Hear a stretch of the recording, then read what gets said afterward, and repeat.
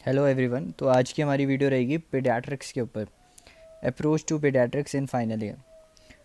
तो यार सबसे पहले ऐसा है कि जो ये बुक है घाई एसेंशियल पीडियाट्रिक्स, इसकी बात मैं अपने मेडिसिन अप्रोच टू मेडिसिन वाले वीडियो में भी की थी। ये बहुत अच्छी बुक है, थ्योरी बुक बहुत अच्छी है ये पीडियाट्रिक्स के लिए। तो जो भी आपकी पीडियाट्रिक्स रहती है उसको जनरली 3 पार्ट में हम डिवाइड करते हैं। ठीक है, जो 3 पार्ट होते हैं हमारे, उसमें क्या क्या आता है? उसमें आता है 1/3। जैसे कोई भी आपका क्वेश्चन पेपर बनेगा नीट पीजी का, किसी का भी, उसमें 1/3 पार्ट है। अगर मान लो 15 क्वेश्चन आ रहे हैं 200 में से, उसमें से 15 में से 5 क्वेश्चन जो रहते हैं वो जनरल को होते हैं, जनरल पीडियाट्रिक्स। जो पहले 10 चैप्टर होते हैं ना, उससे 5 क्वेश्चन रहेंगे, और अगले 5 रहेंगे नियोनेटोलॉजी से, और अगले 5 जो रहते हैं वो सिस्टेमिक से रहते हैं। तो आपने पीडियाट्रिक जो पढ़नी है वो इसी तरह पढ़नी है कि जो मेरा मेजर पार्ट है that is general and neonatology. तो जो पहले 10-11 चैप्टर हैं ये बहुत इंपॉर्टेंट है। इवन आप फाइनल तक ये अच्छे से 10-11 चैप्टर्स करो तो आप इजीली पास हो जाते हैं। सिस्टेमिक जो है आपकी वो मेडिसिन के हिसाब से हो जाती है। ठीक है, तो इसको अप्रोच भी करना है तो इसी तरह अप्रोच करना है। पहले जनरल अच्छे से करनी है, नियोनेटोलॉजी अच्छे से करनी है, फिर सिस्टेमिक के कुछ टॉपिक्स होते हैं जो बहुत इंपॉर्टेंट होते हैं। वो जैसे डायरिया हो गया, बच्चों में डायरिया बहुत कॉमन है, निमोनिया हो गया, सीएनएस में सेरिब्रल पाल्सी होगी, ये चीज़ें बहुत इंपॉर्टेंट रहती है। दूसरा, अगर आपके पास मैरो है, प्रेपलेडर है, आप उससे सुन सकते हैं, देख सकते हैं ना।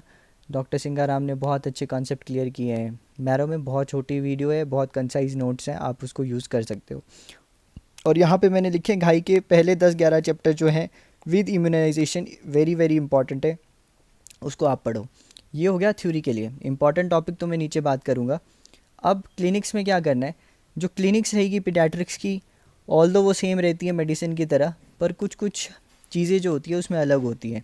पहली बात, जो पीडियाट्रिक्स में आपको एंथ्रोपोमेट्री पे बहुत फोकस करना है। ठीक है, एंथ्रोपोमेट्री पे पीडियाट्रिक्स में आपने बहुत अच्छे से फोकस करना है कि हमें एंथ्रोपोमेट्री यानी body mass index, height, weight, weight for age, जो चार्ट्स होते हैं, ग्रोथ चार्ट्स होते हैं, वो अच्छे से आपने देखने हैं, क्योंकि फाइनल पेपर में ये पूछते हैं एंथ्रोपोमेट्री। इसमें बच्चों में कई बार करवा भी देते हैं।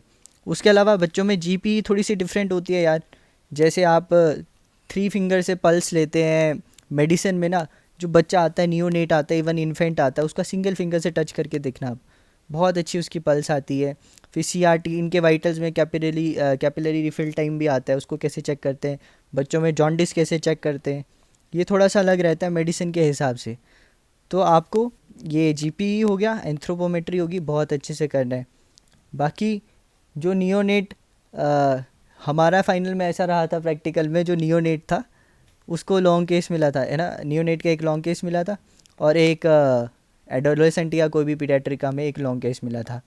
उसके अलावा एक्सरेज रहते हैं, वो आपके टीचर्स आपको बता देंगे। वैक्सीनेशन रहती है सिंपल सिंपल सी, आपको पूरा इम्यूनाइजेशन, नेशनल इम्यूनाइजेशन शेड्यूल जो है वो आपको आना चाहिए। बाकी नियोनेटल रिससिटेशन बहुत इंपॉर्टेंट रहता है यार, ये आपको बहुत अच्छे से आना चाहिए। इसकी वीडियोज़ वगैरह देखो, इसका चैप्टर है घाई में बहुत अच्छे से दी है, तो उसके अपडेट्स हुए हैं, उसको देखो। बाकी दाल वगैरह की कैलोरीज पूछी जाती हैं, इंस्ट्रूमेंट्स पूछे जाते हैं, ड्रग्स पूछे जाते हैं। ऑलमोस्ट पीडियाट्रिक्स का जो थ्योरी पेपर भी छोटा रहता है कंपेयर टू मेडिसिन सर्जरी, और प्रैक्टिकल भी छोटा रहता है। इसमें कोई आपसे ज़्यादा ना तो एक्सपेक्ट करता है, बस ये है कि जो स्पेसिफिक है बच्चों में वो आपको पता होना चाहिए। जैसे जनरल में जो चीज़ें आपको पता होनी चाहिए, मतलब इसके बिना आप पास ही नहीं हो सकते, वो है what is general growth, what is development, what are milestones in children.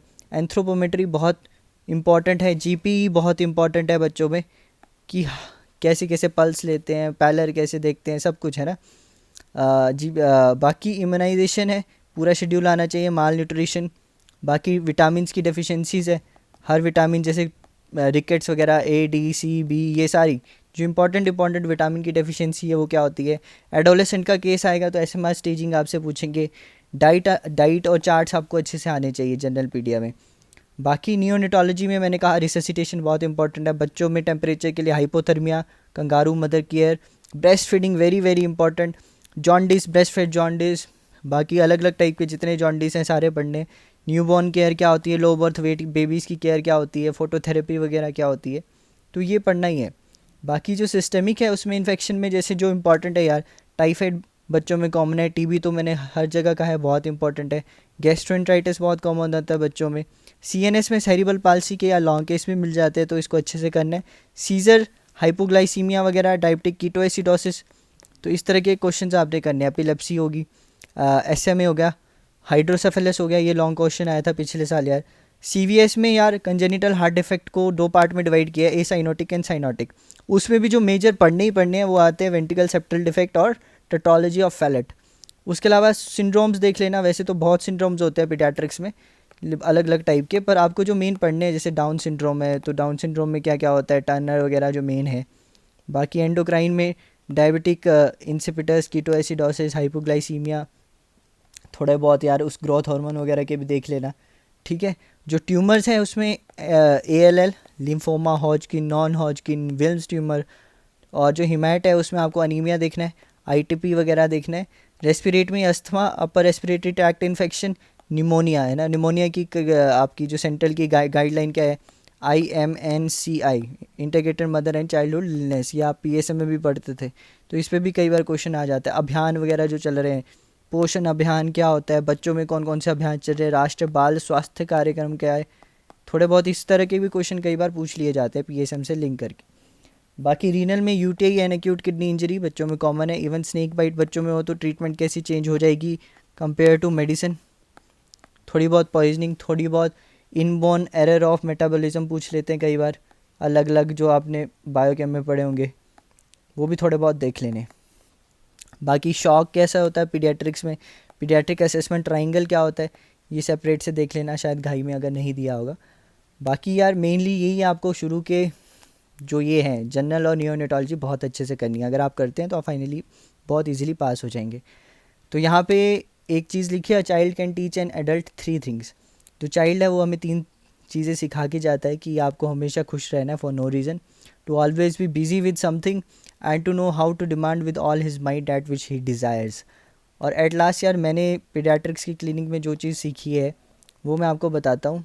बाकी चलो एग्ज़ामिनेशन है और GP है वो तो बंदा सीख जाता है, लेकिन सबसे इम्पॉर्टेंट जो है वो है positive approach.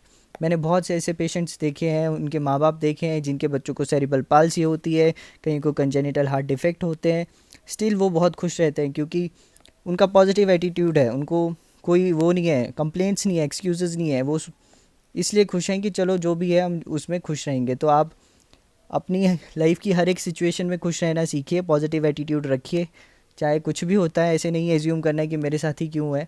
Happiness in all condition आनी चाहिए, और पेशेंस एंड पोलाइटनेस बहुत इंपॉर्टेंट होती है पीडियाट्रिक्स वार्ड में। तो ऑल द बेस्ट, अच्छे से पढ़ें, एंजॉय करें, बहुत ही अच्छी ब्रांच है यार पीडियाट्रिक्स, इवन PG के लिए भी बहुत अच्छी ब्रांच है सबके लिए। Thank you.